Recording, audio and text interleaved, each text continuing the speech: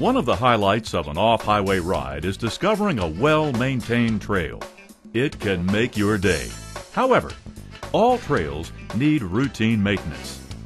Damage to trails is caused by a variety of factors, including the elements, heavy use, or improper use. Trails must be maintained in order to reduce environmental impacts, provide visitor safety, to maintain a quality recreational experience, and protect the capital investments made in the trail system. Maintenance needs for trails will vary from year to year depending on weather conditions, storm events, and the levels and types of uses they receive. Every trail needs some level of attention on a yearly basis, even if it's just to inspect the trail for developing or potential problems. Developing a maintenance plan will help ensure that each trail gets the attention it needs. Maintenance efforts can be greatly reduced if problems are corrected when they first develop, or better yet, if the problem can be prevented altogether. On trails that are closed seasonally, consider doing trail maintenance right before the trail closes for the year. A lot of damage can be prevented by having all the drainage structures working correctly when the spring runoff takes place.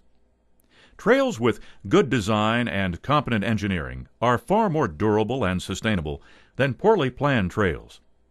Sometimes even the best maintenance efforts may not be enough to protect a trail if it's in the wrong location.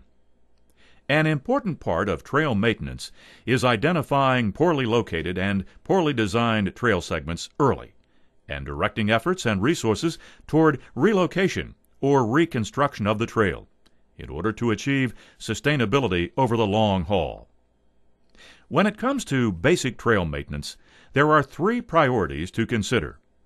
First, maintenance efforts should correct problems that present a safety hazard to the people using the trail.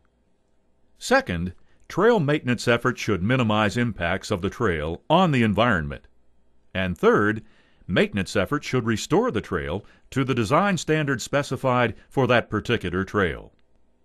Design standards for the trails are found in documents called Trail Management Objectives, or TMOs. TMOs describe a variety of attributes which will help you understand how to maintain the trail. The TMO should describe which user groups will be using the trail, the intended level of difficulty, clearing limits, and the types and sizes of obstacles that are allowed in the treadway. Trails should be maintained to preserve the intended level of difficulty for the intended trail user group. Over-maintaining a trail by removing obstacles that provide the intended level of challenge can change the character of a trail, and it can negatively impact the way the trail functions as part of a planned trail system. It's important to understand the difference between maintaining a high level of difficulty and correcting safety issues. Rocks, logs, ledges, green leg and helmet slapper limbs, and tight clearing limits are elements of trail design that can add fun and challenge without jeopardizing safety. The key to keeping these features safe is to provide sufficient sight distances for the speed that riders will be traveling on the trail. For example, on an easy to moderate trail, rocks and logs should be visible with enough sight distances to allow the riders to react to the obstacle and decide how to negotiate it safely. On the more difficult single-track trails, speeds are usually very low. This makes the safe sight distances for rocks, logs, and other obstacles a much shorter distance. Some unsafe elements that do not enhance the user experience are sharp limbs and saplings that are not cut close enough to the ground or the tree trunk, washouts, ruts or erosion on the trail tread, logs, rocks, limbs, or other hazards that are in or beside the trail and are hidden by foliage. All of these elements should be corrected by maintenance. Trail maintenance is accomplished in a number of ways. Trained agency trail crews or state trail ranger crews generally perform the best, most consistent maintenance work. Unfortunately, in today's world, budgets just don't allow for adequate numbers of trail crews to get the job done.